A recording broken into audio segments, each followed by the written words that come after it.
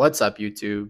Quick context, I work 9 to 5 as a software developer, and from 5 to 9 p.m., I am building a SaaS product. This is just going to be another chill day in the life video, as well as I wanted to talk about my experience with the new M5 Pro MacBook and, just kind of show you my day with it. But to kick us off, let's get the day started with a quick workout.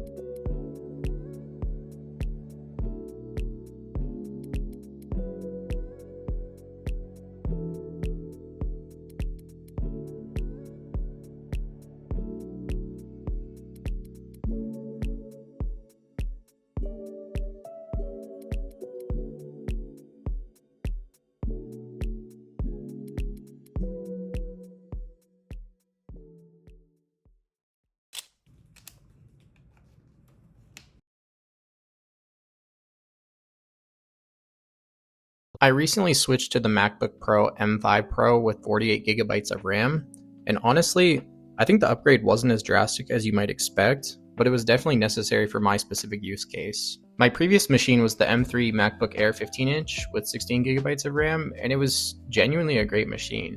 It served me really well for about a year and a half to 2 years, I think, for most of my workflows, running multiple containers, keeping a bunch of Chrome tabs open, Slack. It held up fine.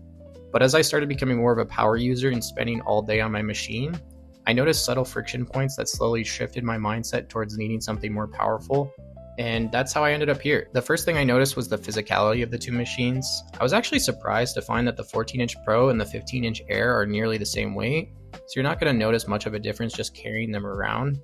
That said, I've always had a different take on the MacBook Air's portability than most people. Everyone talks about how light and thin it is, but my experience is more like the difference between, holding an iPhone with a case versus without one. The Air felt so thin and large that I always felt like I was on the verge of dropping it, and I hate wasting mental energy worrying about that. With the MacBook Pro, that feeling is completely gone. It's a little bit more compact and a little bit more solid, and I can actually grip it confidently. That might not matter to everyone, but for me it's a bigger deal than it sounds.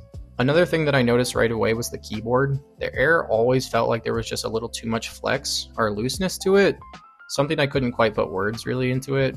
The Pro, on the other hand, has exactly the right amount of resistance and feedback on each keystroke. Whether it's the thickness of the machine or intentionally better keys, the difference is noticeable when you're typing all day. Same goes for the trackpad. It just has a cleaner, more premium feel. Pressing down on it has that same satisfying, well-tuned response, similar to the keyboard. Everything about the Pro just feels a little bit more dialed in, which I really appreciate. So for the more important aspects of the machine, specifically the software, I'm going to keep it on the simple side. The truth of the matter is that if you were just coding and running Docker and maybe a couple of tabs in a browser, you can absolutely get away with 16 gigabytes of RAM with the machine I was previously running. The reason I switched is because I was starting to edit heavier videos and the rendering became harder on my machine. I was having to quit a lot of processes to make sure I wasn't overheating the fanless Air. And also, with how expensive RAM is getting and the fact it's going to get more expensive in the near future, I wanted to get it before it became a lot more expensive and maybe something ends up happening to my machine, then I'm in a better position where I got it for cheaper than it's going to become.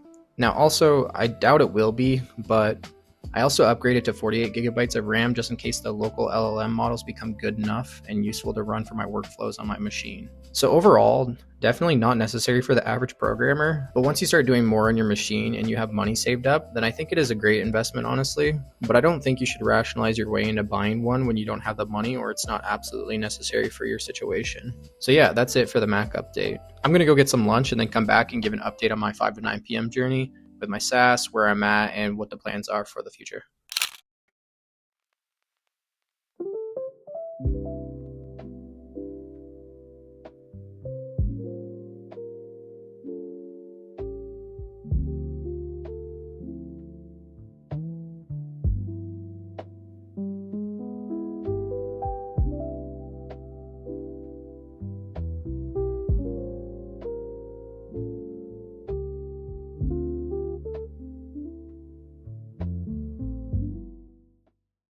Okay, so a little background story. So before I started building my SaaS towards the end of 2025, I had seen another company with a similar product doing pretty well with the software and saw that they had a whole team working on it.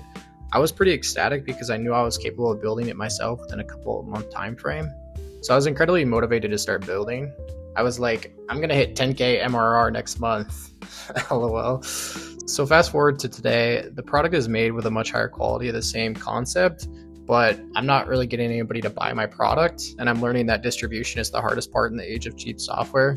The moat has always been distribution and audience, which is just funny from where I came from, thinking that I was just going to get users just to show up automatically once my product was finished. But boy, am I learning. Anyways, so recently I've been trying to figure out ways to distribute. I have a CS degree, I'm a computer nerd. I don't know anything about marketing, so I'm always learning new things every day. And there's been a ton of friction trying to figure out which channel to pour my effort into. So since my time is limited, I figured that I'd go the automated route and use cold email marketing.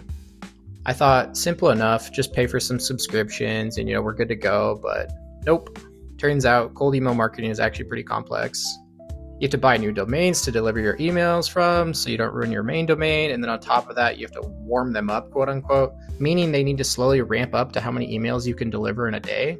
I'm not going to get into the extra intricacy aspects of cold email marketing, but long story short, it's complicated. I've been warming up my emails for a few weeks now, and it seems like I have another week or so before I can run any campaigns. The product I have is in a good spot now, and without any user feedback, I'm not going to go refine the code any further. I think that'd be a waste of time. So in the meantime, I have been working on a mobile application, and what do you know? It's a gym application.